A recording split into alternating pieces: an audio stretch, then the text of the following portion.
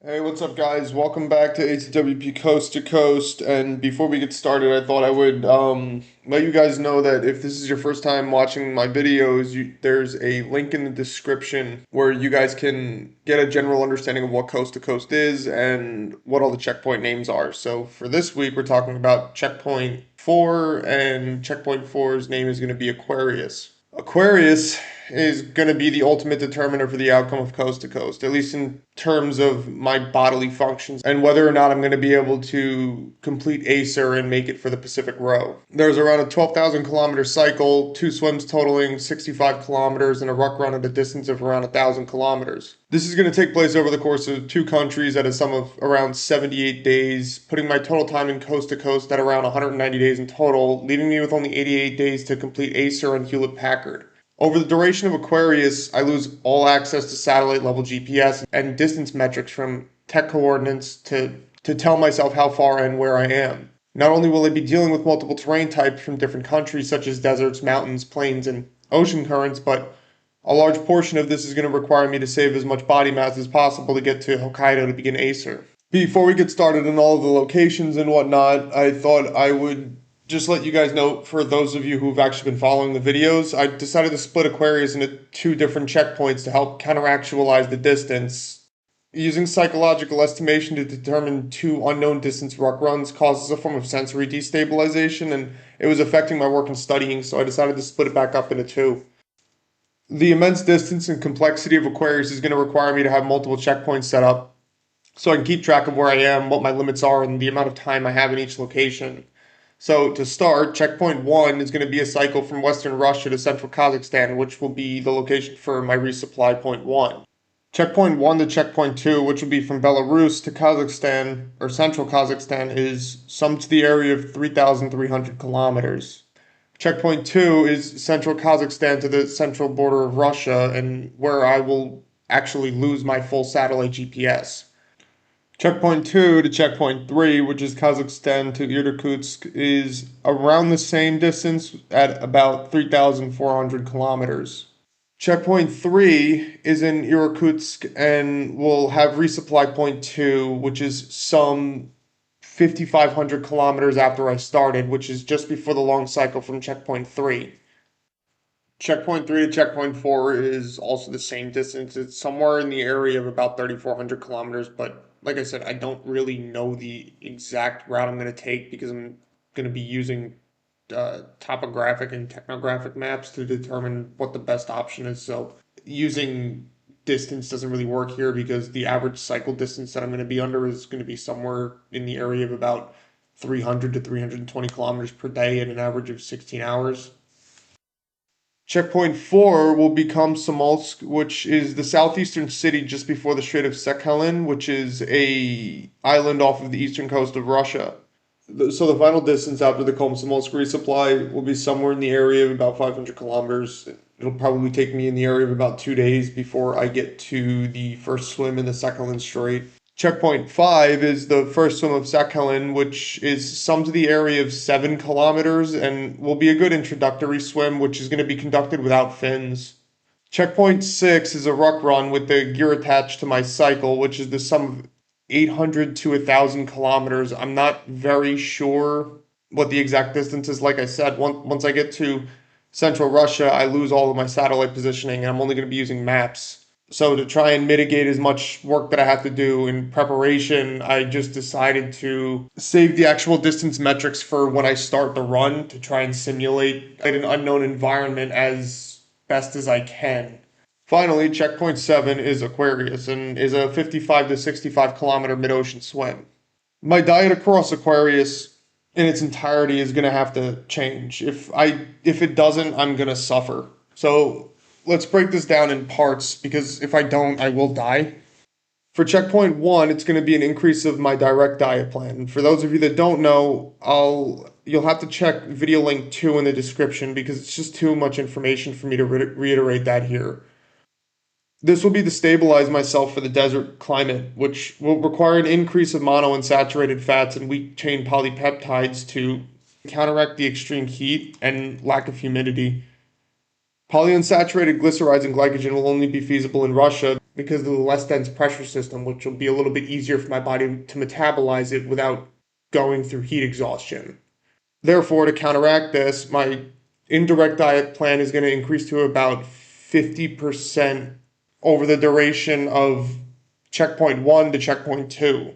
Once I reach checkpoint 2, it'll then be lowered back down to around 25% before I make it to checkpoint 3. And following checkpoint 3, it'll restabilize back down to around 10 to 20%. This means that I'm going to need an increase in medium chain triglycerides and coconut oil, both of which can mimic a weak chain biglyceride to help with coordination of weight loss while maintaining proper glycerol levels in my joints, ligaments, and regulate my blood glucose levels over the extreme changes. In unison to the change of percent covalence, I'm going to be adjusting my diet plan to soybean oil as the fats, sausage, chicken, and turkey as the protein, white rice as the grain, and for the sugar, it's going to be pine nut butter and powdered peanut butter. Soybean oil is a weak chain polypeptide inhibitor, so it'll allow for my body to intake more protein than normal. And in conjunction to that, I'll be bringing butter with me to mitigate any weight offset that I notice over the duration. However, butter's very heavy because it's a type of lard, so I can't bring very much of it with me. Turkey is native here, so it's considered as marginally safer, and sausage is filled with a bunch of harsh different types of chemicals which can help counteract the major offset of climate and environment changes over the duration of checkpoints 1 to 3. And to be completely honest, chicken is just a good binder to bring it all together. As for the grain type, like I said, carbohydrates are effectively useless, so rice is really only good to bind for cholesterol and other various forms of carbohydrates that my body will need to absorb from natural ingestion of multiple food groups. Going to add sugar in directly to account for digestive irregulation, which should allow my body to absorb the sugar with less expenditure of energy, which will result in a lower metabolic cost.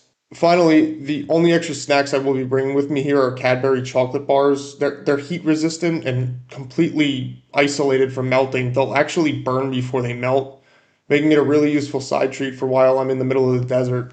Unfortunately, I can't bring 78 days of food and supplies with me, so I'll just have to be adjusting the diet in accordance with the balance of my cycle. And I'm going to use increasing and decreasing percentage estimation of the food types that I listed above to try and put my body in a cyclic rhythm. It should also allow for me to adjust my diet in accordance with the checkpoints without going too metastatic, which is when your body starts exhausting itself to try and re-regulate all the chemicals in its body. So using the indirect diet is going to allow for my body to overstabilize and understabilize itself without actually having to put in too much energy, because the biggest problem is especially while you're under extreme physical stress, changing your diet increases your thermogenic state. I don't want that to happen here. That's like the last thing that I need to happen. That will kill me. So once I get to checkpoint 3, the diet will be able to stabilize itself with an increase of turkey and sausage and a partial percentage of fats to polyunsaturated, which will help me acclimatize the reset from changing from a desert to a valley structure. As I pass through checkpoints 4 and 5, I'll be changing the diet completely and adjust back to a diet similar to Europe, which will help me counteract any major change of body functions and increase of shock absorption from ruck running at a dramatic rate.